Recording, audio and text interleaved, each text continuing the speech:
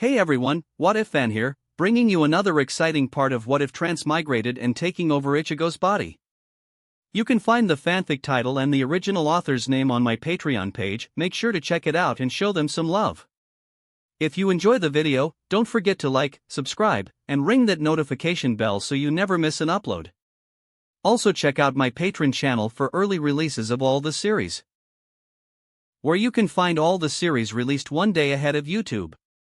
Alright, let's jump into it. Chapter 71 Undercurrents Stirring, Will He Become the World's King? On the very day Ichigo completed his Bankai training, a new question rapidly climbed to the top of the largest social media platform in Shiga. If Ling Fan is already this strong now, what about after 2 more years when he comes out? Will he become the world's king? The answers below were pessimistic. Of course. If you have nukes and I don't, why would I still talk nicely to you?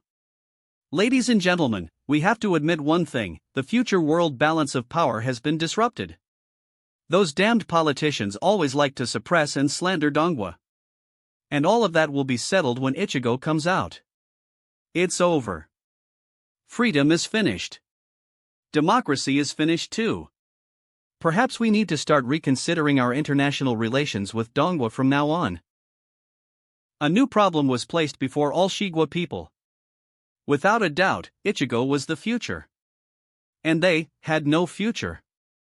However, the remnants of the old era are always unwilling to board the ship of the new era. Facing the torrent of the times, there are always those who try to be a mantis trying to stop a chariot. New undercurrents began to stir and soon manifested. One day later, in the game, Urahara Shop's underground space. In front of the massive Senkaman stood Ichigo, Yoruchi, Chad, Oroheim, and Yuryu. Let's go! All matters had been explained beforehand. Once everyone was assembled, Kisuke directly opened the Senkaman. Looking at the dark void ahead, Ichigo steadied his mind and leaped forward. Led by Yoruchi, everyone entered the Danai. Perhaps because the entry time differed from the original work, the group didn't encounter the Kotatsu. Very smoothly, the team arrived in the Soul Society. Rows of Japanese-style houses appeared before everyone. Is this the Soul Society? Looking at the unfamiliar scene, Oroheim, Chad, and the others were very surprised. That's right. The Soul Society is composed of the Siriitii, where Shinigami live, and the Rukongai. Souls arriving from outside naturally land in the outskirts of the Soul Society, which is the Rukongai. We are currently in the Rukongai. The poorest, but also the freest place in the Soul Society. Yoruchi explained. So that means, the area over there with a different style from here is the Siriitii, right? Looking towards the direction of the Siriitii, Ichigo understood. Yes. What do you plan to do? You're not thinking of charging right in, are you? Unlike in the original work where she played the harmless cat, Yoruchi tentatively asked. What, can't I? Ichigo looked at Yoruchi. Yoruchi showed a cat-like smile. Of course you can. As she spoke, Yoruchi licked her paw, actually feeling anticipation and excitement. Ichigo's talent was something she hadn't seen in 100 years. And this kid was really a bit mischievous. She had been teased and shocked quite a bit herself. But if the targets were these people in the Soul Society, then the feeling was different. They were all old friends, so they should share difficulties together. She just wanted to deliver a big bomb to these people in the Siriitii. What bad intentions could a little cat have? Ha! Then let's go. Glancing at Yoruchi's cat smile and well aware of her thoughts, Ichigo led the group forward. Sensing the arrival of Shinigami without a pass, the sekiseki that formed the Siriitii's walls descended. Simultaneously, the guardian of the White Road Gate, Ikanzaka Jindanbo, appeared. Looking at the massive Jindanbo, everyone was shocked. So big. Is he even human? Holy crap, did this guy grow up eating fertilizer? Seeing Jindanbo's enormous size, the bullet comments, which had been observing the Soul Society's environment, spoke up one after another.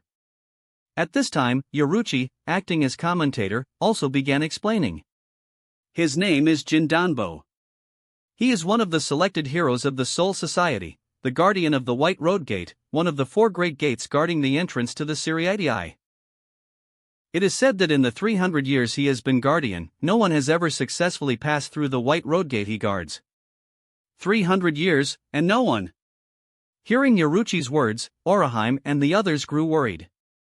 That strong? With his super hearing catching their words, Jindanbo laughed heartily. I never thought you Ryoka would know so much about me. Since you know my strength so well, then give up. I won't let you pass. Otherwise, my giant axe will just have another pile of minced meat beneath it. As he spoke, Jindanbo's breath swept over everyone like a hurricane. Chapter 72, hitting a person like hanging a painting. After Yaruchi's introduction and the intimidation of Jindanbo's massive size, the bullet comment audience was momentarily stunned. Is the gatekeeper really this strong? Can Ichigo actually get past him? Hey, they didn't come all the way to the Soul Society just to lose to the gatekeeper, right? Clearly, viewers who hadn't seen the gatekeeper in other players' streams had misjudged Jindanbo's strength. However, Ichigo was fully aware of Jindanbo's capabilities. He stepped forward confidently and said, "No one has passed through your gate in 300 years simply because I hadn't arrived yet. Now that I'm here, to avoid unnecessary casualties, I advise you to open the gate." Ha! Hearing Ichigo's words, Jindanbo's thick eyebrows furrowed, clearly angered. Are you looking down on me? It's not about looking down on you. It's just that I don't know how to say it without hurting your feelings. Ichigo shook his head and gripped Zangetsu on his back. Then, he swung it forward violently. The next moment, powerful Ryatsu vibrated, compressing the air like water, forming a massive air tsunami. How is this possible? Just from swinging his sword? Looking at the air tsunami before him, Jindanbo's pupils contracted. He hurriedly swung his giant axe forward to block. However, facing Ichigo's air tsunami, Jindanbo was like a small child in a typhoon. His massive body was easily lifted and slammed heavily against the White Road Gate he guarded. Hitting a person like hanging a painting. The powerful wind pinned Jindanbo against the White Road Gate, actually lifting his feet off the ground. This is how. Merely the sword wind from a single swing left everyone who witnessed it shocked. The most shocked was Jindanbo, the guardian of the White Road Gate. 3 seconds later, a crestfallen Jindanbo fell from midair. You. Jindanbo looked at Ichigo in disbelief. Now he finally understood what Ichigo meant by not knowing how to say it without hurting you. Because saying you're too weak is hard to put into words, so you use actions instead? Woo, you are so gentle. I have to admit, as a man, as a gatekeeper, I've lost. Under everyone's astonished gazes, despite his image as a peerless tough guy, Jindanbo started crying. Then, after some self-persuasion, Jindanbo decided to open the gate for Ichigo and the others. His immensely powerful hands gripped the lower edge of the white path gate. Then, hoo-ha dash. Jindanbo exerted force, and the entire White Road Gate was lifted by his hands. However, before everyone could marvel at his great strength for long, Jindanbo, holding up the White Road Gate with both hands and continuously grunting with effort, suddenly fell silent. What's wrong? Why did he stop talking? Yuryu noticed the issue. Only then did everyone see that Jindanbo's huge body was trembling violently.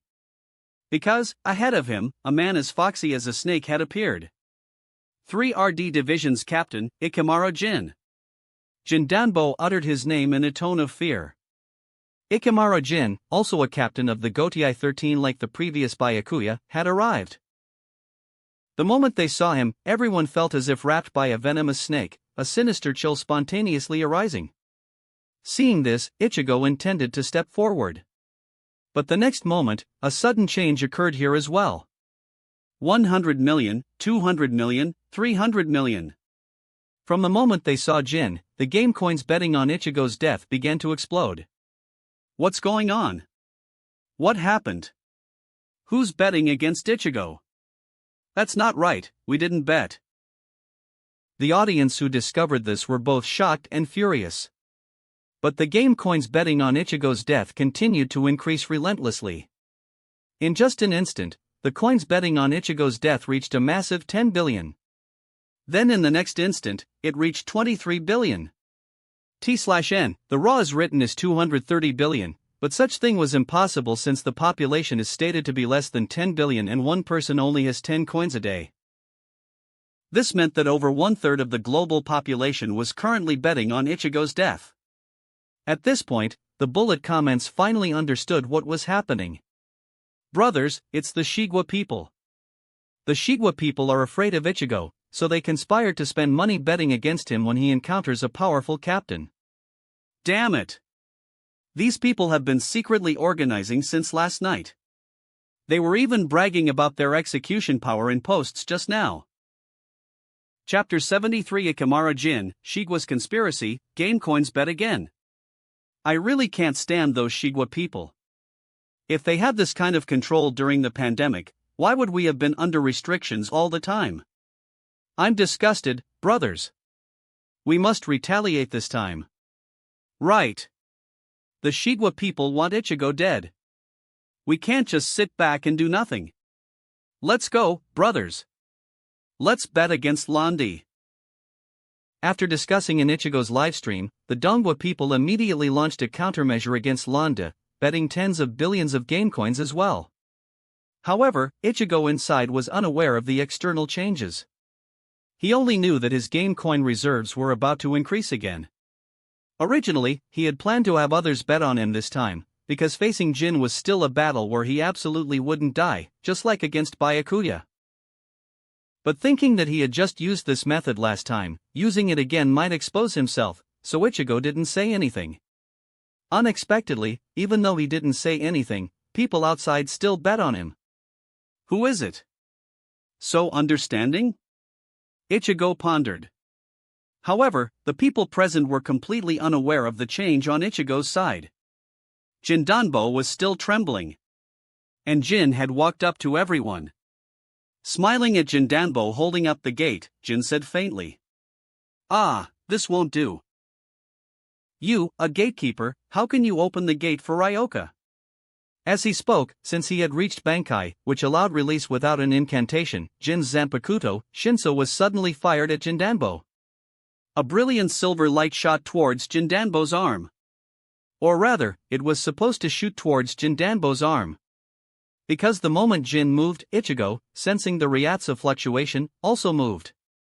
Zangetsu was drawn again and swung down. The draw slash taught by Isshin, Ajitowari, slashed out an equally dazzling silver light, intercepting Jin's Shinso. Clang! A crisp metal clashing sound accompanied by bright sparks erupted in the void. What happened? Did they just exchange blows? Only then did the people behind Ichigo notice that Ichigo had already exchanged a blow with Jin silently and unnoticed. Such a speed of light exchange was only clearly seen by two people and one cat present. Oh. Looking at Ichigo standing on Jindanbo's shoulder, Jin's already fox-like face curved into an even deeper smile. You actually blocked my suddenly released Shinso? It seems a quite remarkable Ryoka has arrived. Then, how about this? Jin became slightly more serious, aiming his short sword at Ichigo. Shoot to kill, Shinso. As the words fell, a silver streak suddenly brushed past Ichigo's ear. Ah! Kurosakakuen. Behind him, the slower to react Oraheim exclaimed, watching the orange strands of hair falling from beside Ichigo's ear. Simultaneously, a shallow blood mark appeared on Ichigo's left cheek, and blood flowed down. Touching the blood on his face, Ichigo's expression turned grave. But opposite him, the still smiling Jin was genuinely somewhat surprised. Even though he hadn't gone all out, he was somewhat serious. For Ichigo to dodge even such an attack meant his strength far exceeded expectations. In that case, let's observe a bit more. So you are that Kurosaki Ichigo? Jin asked with a smile. Correct, that's me. Ichigo jumped down from Jindanbo's shoulder. Any advice? Advice? I wouldn't dare. But could you try entering from a different direction? Jin said nonchalantly, after all, as a captain of the Gotei 13, I really can't let you pass through here. After saying this, Jin fully released his captain-level Ryatsu. A strong wind suddenly arose, as if they had abruptly arrived in the deep sea. Immense pressure descended upon everyone. Damn it, such powerful Ryatsu. Behind Ichigo, Yuri and the others were sweating under the pressure. Hearing this, Ichigo frowned, and if I insist? Simultaneously, captain-level Ryatsu rose from Ichigo. The roaring wind from Jin's body was evenly matched with the roaring wind from Ichigo's body. And the moment Ichigo released his captain-level Ryatsu, everyone in the entire Seriitii with even a bit of strength sensed his presence. Ichigo! In the Senzakyu, Rukia was extremely excited. At this moment, Rinji was also extremely shocked, then couldn't help but sigh with emotion. This Ryatsu, is it that Kurosaki Ichigo? Chapter 70 For the Soul Society, the true storm begins to stir. It's that person from that day. Byakuya frowned. Oh, this Ryatsu. Yachiru, I want to fight him. Zaraki Kenpachi set off. In the 5th division, that man handling documents paused slightly, then revealed a smile that made Hinamori Momo nearby swoon. Similar reactions played out in various places across the Soul Society. However, the most excited were the players present throughout the Seriitii. Yumichika, let's go take a look too. Ikaku called out to Sister May. Mei-chem, let's go, Ikaku. Sister May nodded, also realizing that the variable for players like them had arrived. The Soul Society truly began to stir with wind and clouds, becoming turbulent. Meanwhile, at the White Road Gate. If Jin was only slightly surprised before, now he had slightly opened his eyes, feeling somewhat helpless. If Ichigo were a small fry, he could have lightly sent him away. But the problem was, now that Ichigo had shown his presence, and Jin hadn't defected yet, so if he still treated Ichigo as a small fry and let him go easily, the captain commander would kill him. Drew the jackpot, huh? I shouldn't have come. Jin muttered. However, he was also very curious about Ichigo. Looking at Ichigo, Jin asked, such powerful Ryatsu, Kurosaki Ichigo. Have you already mastered Bankai? Ha! Curling a mysterious smile at the corner of his mouth, Ichigo also replied in a tone similar to Jin's, you guess. Oh, interesting. The smile on Jin's face deepened. Since you're unwilling to answer, let me test it out myself. After saying this, Jin fired Shinso. But this time, Shinso was fired at full speed. A flash of silver light appeared. Clang! Holding Zangetsu with both hands, Ichigo deflected the immense force from Shinso. Following the left cheek, a gash opened on Ichigo's right shoulder. The force from Shinso's shot made him retreat to dissipate the force. But undoubtedly, such an attack had been blocked by Ichigo. Blue Ryatsu shone on Zangetsu's blade. Pressing against Jin's Shinso, Ichigo counterattacked. Getsuga. Tensho. Following the extended blade of Shinso, the Getsuga Tensho counterattacked towards Jin. The Zanpakuto, Shinso, lives up to its name. Its ability to extend and contract freely, relying on speed for assault, makes it one of the most unique even in the Soul Society. But it must be said, such an ability, like Senbonzakura, has its trade-offs.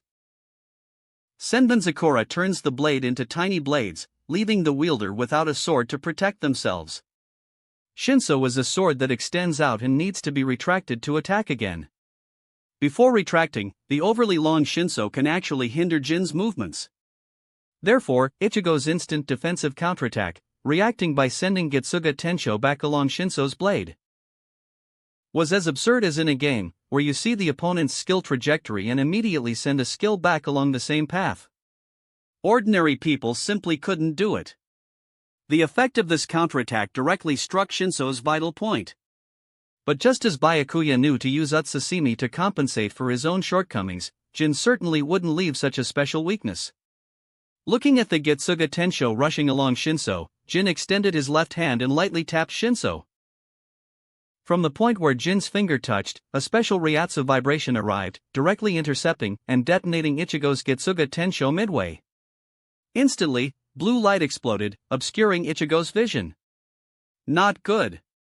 Seeing his vision instantly lost, Ichigo's heart tightened, immediately raising his attention to 120%.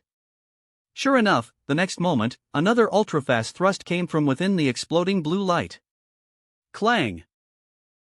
Facing Jin's thrust, Ichigo steadily blocked it using Zangetsu's hard blade, retreating to dissipate the force. Simultaneously, Shinso retracted again. But then, Jin abruptly changed his tactics. Under Ichigo's surprised gaze, Jin instantly appeared before him. Smiling at Ichigo, Jin said, "You didn't think I only rely on my Zanpakuto's ability to fight, did you? The four abilities of a Shinigami, Zanjutsu, Hakuta, Hoho, Kido. Why is Zanjutsu at the forefront? Precisely because for all Shinigami, this is the core. Everyone's Ryuryoku is limited, and not everyone can continuously output Kido at high intensity. Jin was no exception. Holding Shinso, now extended to normal length, with both hands, the two exchanged 3 rounds of blows in the blink of an eye. The sound of clang clang clang from forging iron and sparks bursting in the air continued. In such an exchange, although he hated to admit it, Ichigo was being suppressed. Chapter 75: The Game Against a Captain Level. This was pure suppression in terms of skill and tactics. Facing veteran captains with centuries of combat experience, Ichigo was still too green. Therefore, Jin quickly found an opportunity, delivering a horizontal slash that left Ichigo's guard wide open. Then, Jin raised Shinso high overhead, holding it in a high stance. Just like Zaraki's two-handed sword strike, Jin unleashed a heavy slash. The slash from right to left forced Ichigo, who hastily raised his sword, to instantly be forced to one knee. His knee collided with the stone pavement of the Siriitii. From the point of impact, spiderweb-like cracks instantly spread out. Even with blood artery activated, this was still the case. After all, you can't utilize 100% of your strength every single moment. Otherwise, what's the point of having skills? Damn it! Seeing that Jin was firmly suppressing him, making him unable to move, Ichigo felt frustrated. But just as the heavily suppressed Ichigo wanted to push Jin away, he suddenly realized that Jin's Shinso, while pressing down on Zangetsu, was also aimed at his head. Shoot to kill, Shinso. Holding the blade with both hands to suppress Ichigo, Jin released Shinso again. Under the suddenly swelling sense of crisis in Ichigo's heart, he barely turned his head as Jin's Shinso accurately struck Ichigo's right cheek. Ichigo! Kurosakakuen! Watching this scene, everyone was shocked. However, the most surprised was undoubtedly Jin on the field. Looking at Ichigo, Jin's eyes half opened as he said in surprise, "You can do that too?" Truly an astonishing ability, Kurosaki Ichigo. It turned out that Ichigo's right hand was firmly gripping the blade of Shinso. And on Ichigo's cheek, where Shinso was pressed, as well as on the palm gripping Shinso's blade, bright light blue patterns had appeared. The Quincy ability, Blutvene, was fully activated. Relying on the defensive boost from Blutvene, Ichigo barely withstood Jin's potentially fatal move. The Shinso, trying to push forward, scraped against Ichigo's palm, producing a grating sound. Seeing this, Jin didn't press further. Instead, he withdrew his sword and delivered a kick to Zangetsu, sending Ichigo stumbling back 5 meters. Immediately, Ichigo used Zangetsu's bandages to roughly wrap the deep gash on his right hand. After the intense exchange, the two stood silently in a standoff. Only then, confirming Ichigo was okay, did everyone breathe a sigh of relief. In the live stream, excited bullet comments filled the screen. Holy crap, is this the true strength of a captain level? Ichigo is already so monstrous, yet after just a few brief exchanges with this squinty-eyed guy, he's covered in wounds. Yeah, especially that last move. You thought I only used my Zanpakuto's ability to fight? Let me tell you, my swordsmanship is strong too. But just when you thought I was relying on swordsmanship, I tell you, actually, the real killing move is the Shinso thrust hidden within the swordsmanship. Seriously, brothers, I'm a practitioner in real life, the sword-wielding kind. With an ability like Shinso, it's the ultimate cheat in close combat. Using my favorite MOBA game as an example, you just traded blows, and the trade was decent. Then you want to disengage, but the opponent tells you, disengage my ass, you never left my attack range, and stabs you with one spear. The level of being impossible to defend against is comparable to the Americans' martial arts, drawing a gun. In fact, I even think Ichigo blocking that strike was luck. Seeing the words of the practitioner earlier, everyone agreed one after another. True, squinty-eyed guys are all monsters. However, whether squinty-eyed guys are monsters, Ichigo knew. And whether that last strike was luck or skill, Jin knew. He originally wanted to scare this little kid who mimicked his speech, planning to deviate Shinso at the last moment before blowing Ichigo's head off, then casually say, I missed. The problem was, Ichigo didn't give him the chance. The hand grabbing first, followed by the blood vein lighting up on his face, all demonstrated Ichigo's extremely fast reaction speed. Jin's strike truly couldn't kill Ichigo. Ichigo's astonishing strength also made Jin somewhat troubled. Fine, although I came out on my own accord, Captain Aizen didn't stop me, so he must have wanted me to draw attention. In that case, let's make an even bigger scene. Jin thought quietly. Then, he looked at Ichigo, the smile vanishing from his face as he gradually became serious. Chapter 76 Bankai, Kamishini no Yari. At this moment, Jin stared at Ichigo and said slowly. Kurosaki Ichigo, your strength is not bad. Using only Shurikai, I might not be able to defeat you, let alone force out your Bankai. In that case. As he spoke, Ryatsu fluctuated at Jin's feet, and a faint ring of white smoke composed of dust spread out. Then, Ichigo seemed to realize something, his expression turning serious. Opposite him, Jin also gripped Shinso tightly, placing it on the sleeve of his left arm. Simultaneously, Shinso was no longer in the form of a short sword but contracted highly, even becoming a dagger. That stance, could it be? In the distance, watching this scene, Yoruchi became serious. She shouted to Ichigo, be careful, Ichigo. He's going to use Bankai. What? Bankai. Hearing Yoruchi's words, everyone was shocked. Neither the main cast companions nor the watching livestream audience could have imagined that a captain would use Bankai so soon after their arrival. Oh, I didn't expect someone here to be knowledgeable, even if it's a cat. Jin gave an appreciative glance towards the distant Yoruchi cat. Then Jin looked back at Ichigo, maintaining his fox-like smile as he asked, Ryoka boy, Kurosaki Ichigo, I'll give you one last chance. Will you use your Bankai? You should know, if you don't use it now, later you won't need to use it anymore. After saying this, Ryatsu surged around Jin and was violently channeled into the Shinso in his hand. Bankai, Kamishini no Yari. Instantly, a thick silver beam shot forth from above Jin's arm.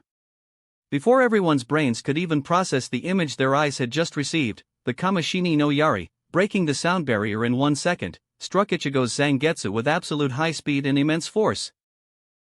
The tremendous impact force, the power difference between Bankai and Shurikai, caused Ichigo to be instantly blown away, just like in the original work, crashing heavily into Jindanbo's stomach. Along with Ichigo, the giant-like Jindanbo was also sent flying by Jin's Kamishini no Yari. The immense force even sent Ichigo flying from the Siriites gate all the way to the end of the street in the Rukongai before he barely stopped. Gwa! Like a pilot instantly subjected to high G-forces, the internally injured Ichigo spat out a mouthful of blood.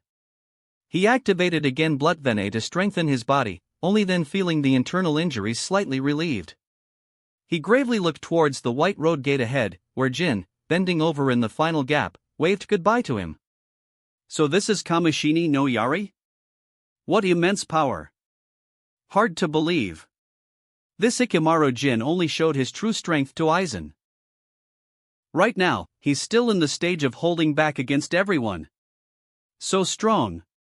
Ichigo murmured. After the battle with Jin, the tiny bit of small pride that had arisen in Ichigo's heart due to his rapid progress slowly vanished.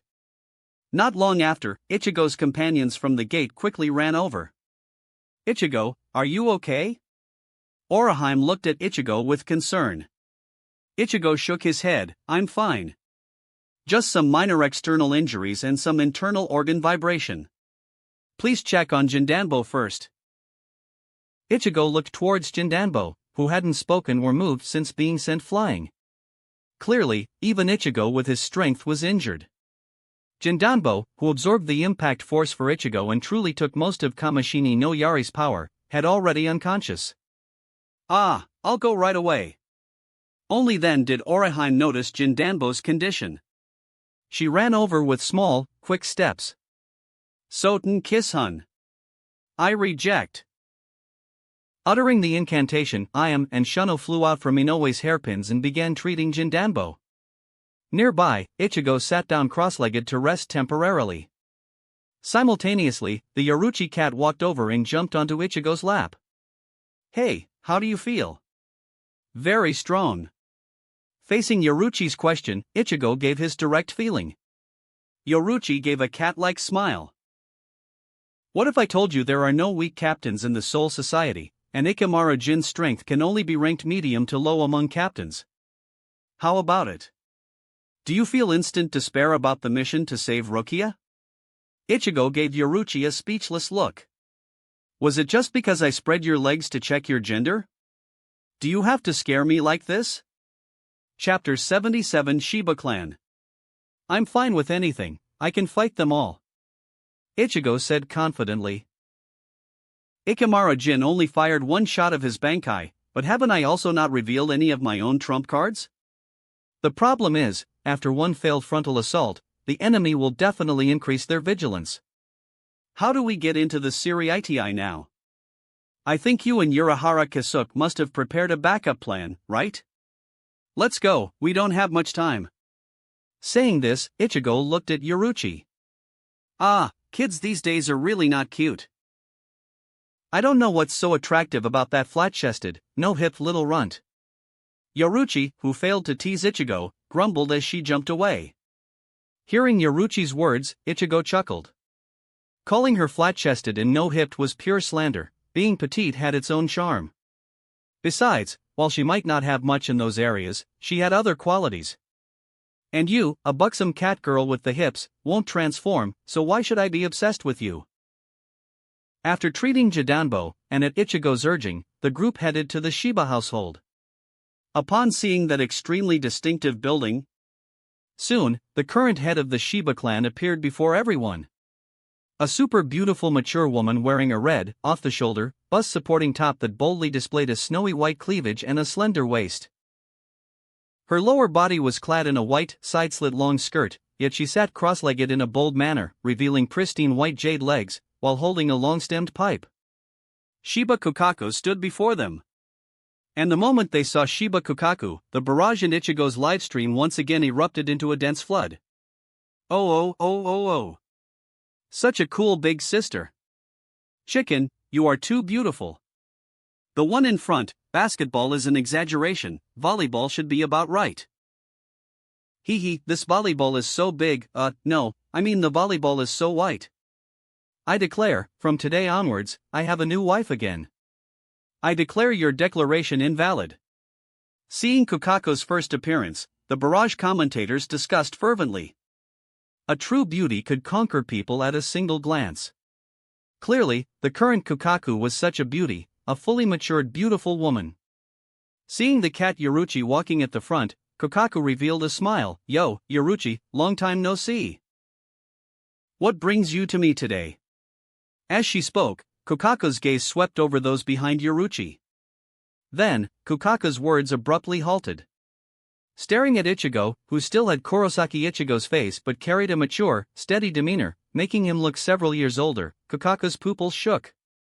Instantly, Kukaku, who had just been sitting casually, abruptly stood up and began straightening herself. Her bold sitting posture vanished, the long-stemmed pipe in her hand was quickly disposed of using a Kido spell, and she tugged at the slit-long skirt around her waist and the short top barely containing a pair of immense burdens. Just like a young girl caught in a private act by her father or brother, Kukaku wanted to cover up as much as possible. However, what she wore was just that short. With a 97 cm bust, leaving it open was the only way to breathe easily. Kukaku's attempts to adjust herself not only failed to reduce the amount of skin shown by even a bit, but actually increased it. The spiral pattern on the fabric over her abdomen, reminiscent of a falling sky, became crumpled. So, after a good deal of fussing, Kokaka gave up and resigned herself. She looked back at Ichigo with an attitude of, "This is just how I am, punish me if you want." But then, Kokaka noticed Ichigo's strikingly conspicuous orange hair. The subtle emotions that had just risen were doused as if by a bucket of cold water. Remembering her actions just now, Kokaku immediately facepalmed. "Ah, that's right, my big brother died long ago, and I thought he had come back." Kokaku muttered speechlessly. She looked at Yoruchi and asked, "Hey, Yoruchi, just who did you bring back?" As she spoke, Kokaku wanted to sit down boldly as before. But alas, the feeling of a gaze from not far away clung to her like a persistent disease, impossible to shake off. "Whatever, wait for me a moment, we'll talk when I get back." Without waiting for anyone's reaction, Kokaku ran back inside with heavy footsteps. From beginning to end, everyone watched Kokaku's reaction with bewilderment, utterly confused. Yoruchi-san, what was that about?" Yurio asked, full of incomprehension. Looking at the departing Kokaku, Yoruchi thought for a moment and understood. She probably saw Ichigo and remembered someone. Saw Ichigo and remembered someone? Hearing Yoruchi's explanation, everyone's curiosity was piqued. They all wanted to get to the bottom of it. Chapter 78: The Strange Kokaku. But this time, no matter how Orihime and Yuria questioned, Yoruchi, just like returning to her on Mitsukido days, kept her mouth sealed tight. No matter how the group questioned her, she remained unmoved. And similarly, just as curious as Ishida, Yuryu and the others, were the viewers watching the livestream until now. However, one advantage the audience had over Yuria's group was that, having seen everything from the beginning, they possessed a lot of information and could pool their wisdom. Why did Shiba Kokaku get so nervous when she saw Ichigo? Yeah, the way she reacted looked exactly like my dog who's been messing around outside, suddenly bumping into me head-on. Wait, what was this big sister's name again? Shiba? Isn't that surname kind of familiar? Holy crap, could she be from the same family as Shiba Kaien? That's actually very possible. But if that's the case, and Ichigo's body is the reincarnation of Shiba Kaien, then he's coming home now? It can work like that? Realizing why Kokaku reacted so abnormally, everyone became curious, as this likely touched upon the secret behind Ichigo's identity. By this day, the viewers had long discovered that the Japanese high school boy, Kurosaki Ichigo chose, was not simple, he's practically comparable to protagonists in novels. However, not long after. "Beautiful lady, who are you?" Her hair, previously bundled under a headscarf, was now let down into smooth shoulder-length locks. Her chest seemed bound, compressing its size, and she wore a light yukata that wrapped her up completely. Kokaku returned. Although not completely formal, without a doubt, the heroic big sister-like aura from earlier had completely vanished from her body. In fact, without carefully comparing facial features, neither the livestream audience nor the people present could equate this Kokaku with the person from before. Good grief, isn't this a complete change of person? Big sister, if you've been possessed, just blink. The livestream audience typed, not knowing whether to laugh or cry. Orihime and the others present were even more astonished. Now completely changed into different clothes and looking proper, Kokaku secretly breathed a sigh of relief. "Sorry, I didn't mean anything else, but you look too much like my late older brother. It's like my brother is staring at me, so I had a bit of a stress reaction." To put it in terms everyone can understand, that feeling should be like being stared down by a teacher, right? My brother didn't like me being so bold and unrestrained, so wearing this now also helps me feel a bit more at ease. Kokaku explained to Ichigo. Then, Kokaku asked, sorry, that was rude. May I ask your name? Kurosaki Ichigo. Ichigo calmly answered Kokaku's inquiry. Looking at Kokaku in her new attire, Ichigo also found it very interesting. By now, he had figured out the reason for Kokaku's awkwardness, he just hadn't expected that his changed demeanor could lead to such a development. Thinking for a moment, after introducing himself, Ichigo simply added, "My father's name is Kurosaki Ishin." Kurosaki Ishin? Ishin? Hearing Ichigo's words, Kokaku was shocked, then she hurriedly asked, "Excuse me, has your father ever changed his surname?" "My old man took my mother's surname." Ichigo readily sold out Ishin. Instantly, Kokaku's eyes wavered. She understood everything now. Kokaku glared fiercely at Yoruchi. This good friend, this big sister, had really kept her in the dark terribly. In response, Yoruchi licked her paw, looking utterly innocent. And now that it was confirmed that Ichigo was family, Kokaku's attitude became enthusiastic. "Kogenahiko, Shiragenahiko, serve tea to our honored guests." Kokaku called out, "And find that brat Ganju and bring him back to me." Afterwards, Kokaku formally asked Ichigo and Yoruchi the purpose of their visit. "By the way, what brings you here this time?" "We need to enter the Siriitii to save someone. Her name is Kichiki Rukia." Hearing Rukia's name, Kokaku's expression changed. Unlike Shiba Ganju, Kokaku had long known the cause of Kaion's death from Jushiro. So she had been waiting for an apology from Rukia. She just needed her to say she was sorry, and this grudge would be settled. But Rukia had never come. Hearing this, Kokaku initially wanted to refuse. But looking at Ichigo's face, so similar to Kaion's, and the feeling it gave her of her brother watching her, plus the possible familial relationship, Kokaku still made the arrangements. Because the Siriitii is surrounded by Sekiseki stone, which isolates Ryatsu, it generates a special waveform that forms the Shikanmaku enveloping the entire Siriitii. Therefore, to enter from the sky, one needs a hard outer shell to break through the Shikanmaku. Everyone began practicing forming a special protective barrier using the Ryushikaku. And simply stably inputting Ryatsu wasn't something that would trouble Ichigo much. After practicing the method of injecting Ryatsu into the Ryushikaku and resting at the Shiba residence for one night, the group arrived at the place where the firework cannon was located. However, just as they were about to depart, a new unexpected event stunned everyone again. Aniki, I'm the one operating the launch?" Ganju looked at Kokaku in shock. "Nonsense, do you want to accompany Ichigo inside? With your mediocre skills?" Kokaku scolded her cheap younger brother mercilessly. "But Aniki, I'm not proficient with the launches, what if something goes wrong?" Ganju felt very wronged. When Kaion died, he was still young.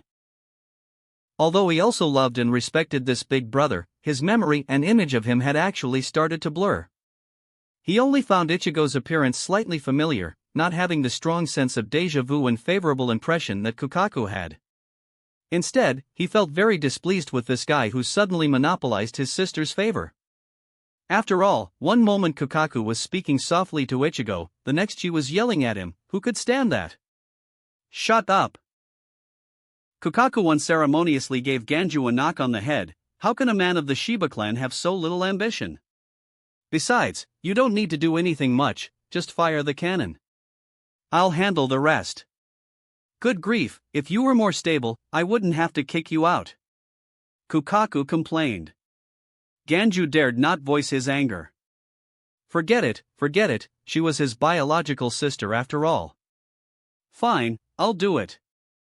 Ganju walked dejectedly to the launch platform. Chapter 79 Flower Crane Cannon Fired, Breakthrough. Afterwards, Kokaku, Ichigo, and the others came to the front of the launch platform, waiting for Ganju to complete the preparations. Nearby, Yoruchi found an opportunity to jump onto Kokaku's shoulder and asked quietly, "Are you really coming with us? What's going on with you?" "Nothing much." Kokaku shrugged. "She hasn't come all these years, I want to go in and ask Rukia one question. Also, I have a favorable impression of Ichigo. He's Uncle Ishin's son, I want to help him. It's that simple." "Really? Just because of that, you're being so proactive?" Yoruchi was somewhat skeptical, looking suspiciously at her good friend. Feeling a bit embarrassed under Yoruchi's gaze, Kokaku thought for a moment and added, "Of course, it would be great if we could keep him here as the head of a branch family. The main family must guard the cannon, so we're bound to the Rokangai by excuses from the Siriitii nobles, but branch families have no such restrictions. Ichigo is so strong, so if he stays, the Shiba clan's lack of strength within the court can be greatly reduced. TCH. Yoruichi scoffed at her good sister. Is that all you want, to keep him as the head of a branch family? She was almost too embarrassed to expose it. After all, the Shiba clan has bloodlines closest to the Soul King. Ichigo, combining both Shiba and Quincy lineages, has a terrifyingly high bloodline concentration. Bloodlines also attract each other, and nobles, for the purity of their bloodlines, will turn a blind eye to some things. In superhuman bloodlines, purer means stronger, there are only advantages, no defects. Thinking this, the teasing in Yoruichi's eyes grew stronger. Being stared at by Yoruichi's cat face, Kokaku's face grew redder and redder. Flustered and angry, she reached out to grab Yoruichi, scolding jokingly. You little wench, aren't you afraid I'll dispel your technique right now? Let's see if you'll dare be so cocky after you're naked. For a while, the two of them tussled nearby. But after a bit of playful fighting, Ganju's preparations were simultaneously announced complete. Pulling out his own sword and inserting it into the launch platform, Ganju began the incantation, far away. Copper-colored greed desires the domination of 36 degrees. Hearing the incantation, Kokaku immediately called everyone to channel Ryatsu into the Ryushukaku. 5 people and 1 cat injected their Ryatsu, the Ryushukaku lit up, and a circular protective barrier enveloped everyone. Ganju continued the chant. 72 pairs of illusions, 13 pairs of horns, the right hand of the monkey grabs the star. Then, Ganju removed his headband and wrapped it around his right hand, similar to how the Tensa Zangetsu wraps around Ichigo's right arm. Simultaneously, Ganju's right arm began to burn with flame. He slammed his fist down heavily, the flame on his right hand igniting the fuse. Raging flames erupted around the launch platform. Roaring, Ganju shouted the final words. Embraced by the 25 wheels of the sun, the cradle of sand bleeds. The flames encircling the launch platform twice over began to converge towards the center. Flower crane archery second style, bound blossom. Thick white smoke began to pour out from inside the giant cannon barrel, like a matchlock gun needing ignition. The next moment. Boom! The flower crane cannon launched Ichigo and the others from the cannon barrel. We're flying, we're flying! Oraheim exclaimed excitedly, watching the ground recede below. At the same time, Chad asked, what do we do next? Leave it to me, you just keep the Ryatsu input steady. Kokaku showed a confident smile, I'm not a bungler like my brother who can't even remember the second stage's incantation. Don't worry, this time you can go wherever you want. Ichigo, tell me, your destination. Kokaku looked at Ichigo. Ichigo thought for a moment. If we can choose the destination, then straight to the Sokayaku Hill. All right. Kokaku nodded and began the second stage incantation. The massive cannonball shot straight into the heart of the Siriidii. But at the same time, inside the Siriidii, a captain's meeting was also underway. Except for Jushiro, who was absent due to health reasons, all captains of the Gotei 13 were gathered. Silence. Slightly opening his eyes, Captain Commander Yamamoto heavily tapped his cane, looking at the noisy group before him.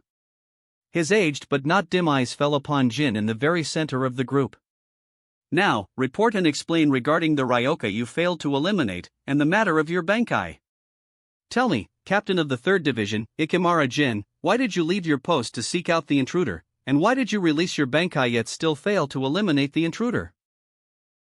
With your abilities, achieving a first encounter kill should be simple, shouldn't it? Answer me, Captain of the 3rd Division, Ikimara Jin. Yamamoto demanded. Ah. Being questioned, Jin also seemed troubled, unsure how to answer Yamamoto in a more interesting way. However, glancing at Aizen, he had an idea. Because the intruder attacking the Siriidii also possesses captain-level strength. Under the shocked gazes of the other captains, Jin slowly said, he has even mastered Bankai. My successive Shurkai Bankai releases were actually meant to force out his abilities, but unfortunately, this intruder is stronger than we imagined. It must be said, the 13th Division's member, Kachiki Rukia, used her Shinigami powers to create a rather remarkable monster. Hearing Jin's words, all the captains were shocked. Ikimara Jin, Bankai is not such a simple ability. How could someone who hasn't even been a Shinigami for half a year possibly? Tozen Kaname questioned. Well, you'll have to ask him that. Jin spread his hands. Scanning the room once more, he was about to speak. Chapter 80 Jin strikes again, scattered. At that moment, Jin said with a mocking tone, well now, perhaps this Ryoka received help from some of us here. After all, achieving Bankai in such a short time isn't a technology we don't possess here in the Seriidii.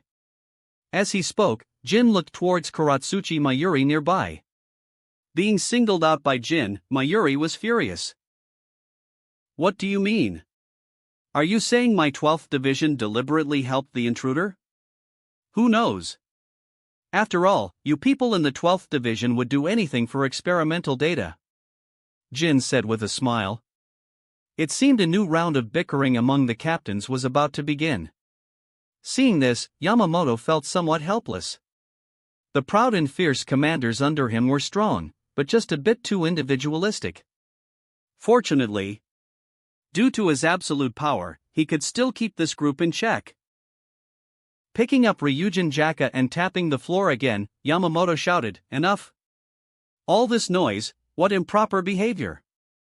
Then he looked at Jin and said, although the intruder's strength is unexpected, as a captain of the Gotei 13, you left your post without authorization and failed to achieve a one-hit kill, causing panic in the Seriidii.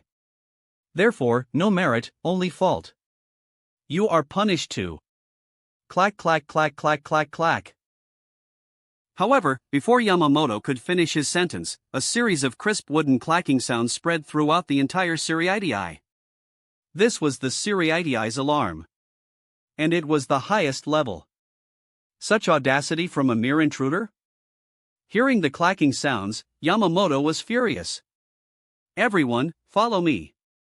Leading all the captains, Yamamoto went outside the 1st Division barracks. In the sky, the sphere heading straight for Sokayaku Hill was extremely conspicuous.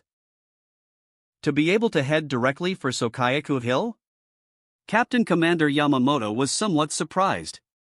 Then, looking at the sphere controlled by Kokaku, Yamamoto looked back at Jin and said, your Bankai didn't kill anyone, so surely you can manage to shoot down that spherical barrier with your Kamishini no Yari now? Shoot down these intruders, and I'll consider this mistake offset by merit. Yamamoto commanded. Oh, is that so generous? Jin laughed, giving a comical salute. As you command, Captain Commander Yamamoto. Then, Jin drew Shinso. The Bankai that had appeared once before manifested again. Bankai, Kamishini no Yari. With a violent fluctuation of Ryatsu, a giant silver light in Jin's hand turned into a meteor, slashing straight towards the Ryushikaku barrier in the sky. In the instant before the people in the sky could react, a blade tip pierced into the Ryushikaku barrier. Aha! Oraheim was terrified by the suddenly appearing blade. The others were also startled, sufficiently frightened by Oraheim's scream. Looking back along the path of the long blade, everyone could clearly see in the distance that group of people wearing Captain's Haori. Hi! Though his expression couldn't be seen, Jin still greeted everyone. But the problem was, as Jin greeted them, the blade was also slowly being withdrawn from the barrier. By the time Kamishini no Yari was completely withdrawn from the barrier, it was like a plane's engine hit by a bird in the sky. The Ryushikaku suddenly went out of control and shattered. Everyone, grab the person next to you. Kukaku urgently directed. However, this time the barrier shattered more urgently and suddenly than in the original work. When it happened, everyone simply didn't have time to grab others before being thrown out. Only those extremely close to each other could look out for one another. And next to Ichigo was Kukaku. The 5 people and 1 cat split into 3 groups, flying in different directions. Seeing this, at the 1st Division barracks, Yamamoto finally nodded in satisfaction. Dismissed for now. Let the members of each division handle the intruders. Yes, Captain Commander Yamamoto. The captains saluted Yamamoto and then left. Sensing the unfamiliar Ryatsu, the captains each had their own thoughts and began to act separately. However, what they didn't know was, there was no need for mobilization by the various captains, as the entire Gotei 13 was already moving. The 2nd Division, the 11th Division. Even the players currently within the Seriitii. All mobilized spontaneously to search for the intruders. At the same time, sensing Ichigo's Ryatsu, Fei Quan headed straight for him. I never thought that brother I met that day would become an intruder. Great, judging by the strength he showed fighting Captain Jin of the 3rd Division at the gate, he's definitely captain level, meaning he's the one ranked first. That way, the matter concerning the Shigwa players inside the Seriitii can be easily resolved. I must find him first. Fei Quan constantly encouraged himself inwardly while advancing rapidly. On the other hand, within the 12th Division, Londa, who had become the 5th seat, was anxiously biting his fingernails, searching through various surveillance feeds for any trace of Ichigo. He had fallen into panic. That's right, these intruders are definitely coming for me. With 14 billion game coins bet, my trial is bound to be extremely cruel. So, I must find them first and strike preemptively. But the problem is, where are these people? Damn it! Although the process was somewhat wrong, surprisingly, Londa's guess was correct. Indeed, if Ichigo felt like it, he could deal with him as well. Under various factors, many players had their own ideas. Thus, Aizen was surprised to find that the Seriitii was descending into chaos. However, these were matters for later. During this current period, some fixed trajectories of fate remained unchanged. That wraps up this part of What If Transmigrated and taking over Ichigo's body. Thanks so much for listening. As always, new parts drop every 4 days, so be sure to stay tuned. Also check out my Patreon channel for early releases of all the series, where you can find all the series released one day ahead of YouTube. If you enjoyed the video, don't forget to like, subscribe, share it with your friends, and please consider supporting the original author as well. See you in the next one.